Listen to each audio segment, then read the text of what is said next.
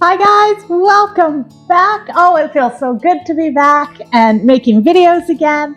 It has been a long couple months.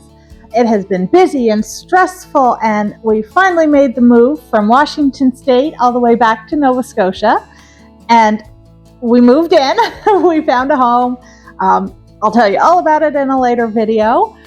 But for now, I am still getting my kitchen set up and trying to get used to the layout, figuring out how I'm going to make these videos going forward. But for today, I decided to address one of my old videos. I have had so many comments about how I can't be heard in it, the volume is very low, the music's too loud, a lot of questions about, well, do I boil the milk? What do I do? How long do I let it sit? So I'm going to address all of that today. So today's video is an updated video. I am updating my homemade yogurt video. So what to expect today? So today what I'm going to do is show you guys how to make homemade yogurt in the bread machine, just like my old video, but I'm also going to show you how to make it in the Instapot. While it's cooking, I'm also going to show you guys a new little recipe of how to make homemade granola. And this one is pumpkin spice because it is now fall. So pumpkin spice season is here. Okay, so this is the plan for today. I hope to address all the issues. I have a new mic. I've gotten better at editing my videos and learning how to tailor the audio. So let's hope this video turns out way better than my first yogurt video.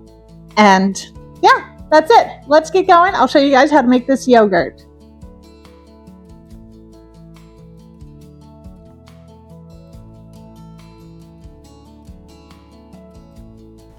Alright, so to get started, I'm going to start by showing you guys how to make yogurt in the bread machine, since that was my original video. So you're going to start with a pot on the stove. You're going to add 4 cups of whole milk to it. You're also going to add 1/8 cup of sugar and 1/4 cup of honey. Mix that all together, and then you're going to let it sit and very gently simmer. You don't want to bring it to a boil because then it'll probably burn to the bottom of your pot and all over your stove. So gently simmer, okay? So once it's simmering, you want it to reach a temperature of 180 degrees Fahrenheit. All right, so once it reaches 180 degrees Fahrenheit, you're going to remove it from the stove. You're going to let it cool down for probably about 20 minutes, maybe a half hour, until it reaches a temperature of 110 degrees Fahrenheit. Once it's at that temperature, you're going to add 1/4 cup of plain Greek yogurt to it. Now the yogurt just helps the fermenting process of it. So make sure you're picking a plain Greek yogurt that has live and active cultures and bacteria in it. That's going to help it turn into yogurt. Okay, so add your milk into your bread pan, and then you're going to take your bread pan, put it in your bread machine, and you're going to pick the yogurt option. Mine is number 15, and I'm going to set it for 10 hours. I think it normally sets it for around 8 or 9, but I like to do 10 hours because it makes it thicker. So set it for 10 hours, hit the start button. I'll see you in a bit. All right, so after cooking for 10 hours, fermenting 10 hours, anyway, this is what the yogurt looks like. So at this point, if you like your yogurt a little runnier, you can eat it just like this. But we like Greek yogurt, so I'm going to strain it. I'm going to take all my yogurt, pour it into a yogurt strainer, and then it's going to go into the fridge for about 10 to 12 hours. Sometimes I leave it a little longer just because I forget about it in there. But anyway, 10 to 12 hours, all the whey will drain off of your yogurt and it'll leave it really thick and creamy. So this is what it now looks like after being in the fridge for about 12 to 14 hours because I forgot it. All right, let's move on. We're going to make yogurt in the Instapot. So you're going to start with 4 liters of milk. I'm using whole milk. I'm also going to add 1/4 cup of sugar and 1/2 cup of honey, and I'm going to whisk that all together to make sure the honey dissolves. All right, so I put my pot of milk into the Instapot, put the lid on. Now I'm going to choose my yogurt option, set it to boil, and push start. It needs to reach a temperature of 180 degrees Fahrenheit. I find sometimes with my Instapot, I have to do this twice because it does not reach 180. The second time around, it always reaches 180 or higher. So this time it's 185. So I'm going to remove it from the pot and I'm going to put it in a sink of cold water.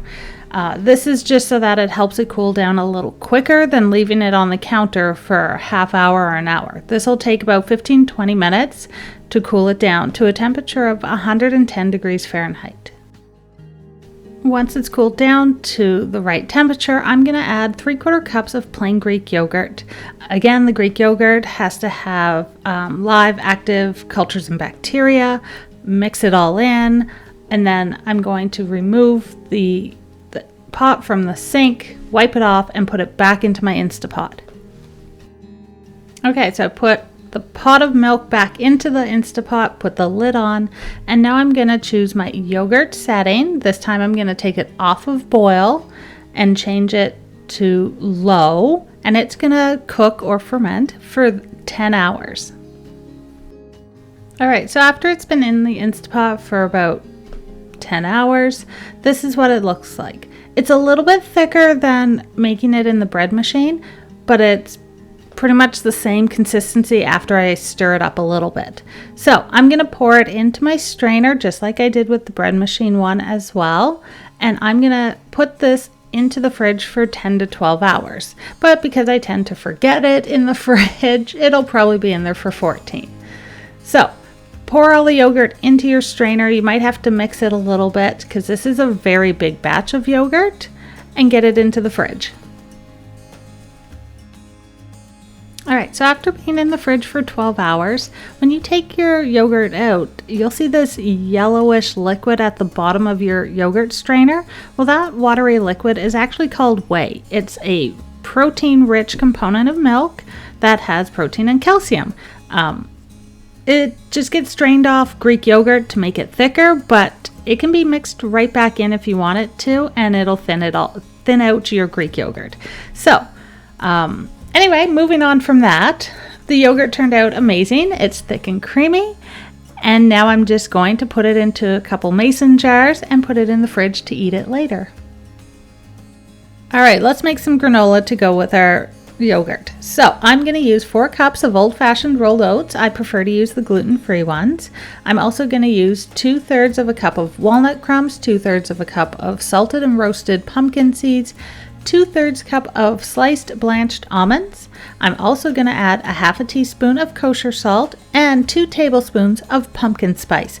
Now the pumpkin spice, you can add as much or as little as you want, or don't add it at all. You can add something else like just cinnamon or nutmeg, or even some maple syrup in there, which I will probably do at another time. Next, you're going to take a 1/2 cup of melted coconut oil and mix it with a 1/2 cup of honey and 1/2 teaspoon of vanilla. Give it a good mix until it's all combined. Then you're going to pour it over top of your granola. Pour a little bit at a time, mix it all up, make sure it's well coated.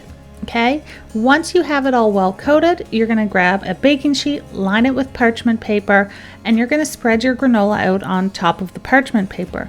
Spread it out into a nice thin, even layer so that it all cooks evenly. You're going to put it in a preheated 350 degree Fahrenheit oven, and you're going to bake it for 20 to 25 minutes. Halfway through the baking time, take it out, toss it, flip it a little bit and just stir it, and then put it back in for the remaining time. Okay, so once it comes out of the oven, once the time is up, it will still be a little bit soft, probably a little bit sticky, but that's okay. As it cools, it will harden and become more crispy. So just let it cool completely. So probably an hour or 2, just let it sit there until it's completely cold.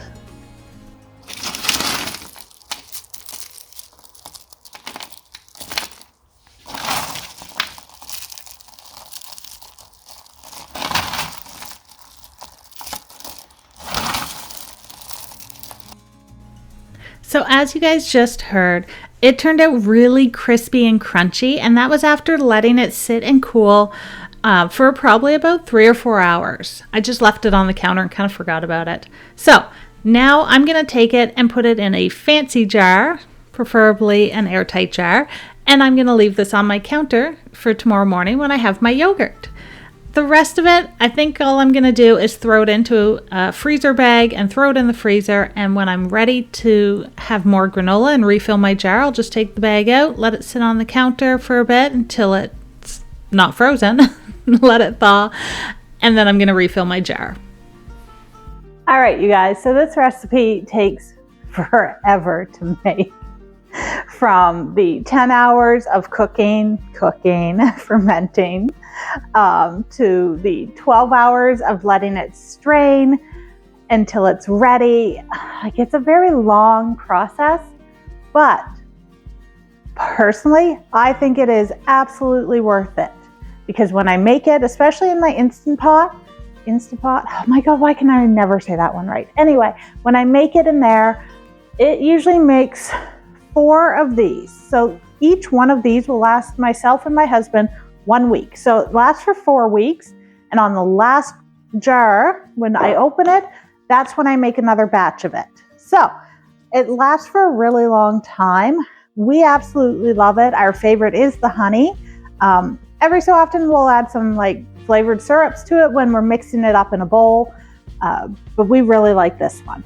So anyway, that was today's video. I know it was really long, a lot of steps, a lot of process, but it's worth it. At least I personally find it worth it, and I love it. The granola also turned out fantastic. Next time I make it, I think I'll do a maple one. The pumpkin spice is great for the fall, but for an everyday granola, I love maple. And then today what I did is I just took an apple, cut up a few little pieces, added the apple with the granola into my yogurt, and it's amazing. This has got to be my favorite breakfast ever. I absolutely love having yogurt and granola with some fruit every morning. I think it has helped my health in so many ways, and it's just one of my favorite breakfasts. So I hope you guys really enjoyed this video. I hope I answered a lot of the questions you guys had, that my audio's better, my editing's better. So please let me know how I did. I tried really hard for you guys today to make this easier to understand and hear me. So that's it today. Thank you for subscribing, for watching, helping my channel grow, sticking it out through my whole move. You know, I really appreciate it. And I'm back. I'm ready to make more videos. So hit the like button, subscribe, and that notification bell, especially the notification bell, because it lets you know whenever I upload a new video. So thank you so much for watching today. Go check out all my links, give the recipe a try. Let me know if you have questions. I'll see you for the next recipe.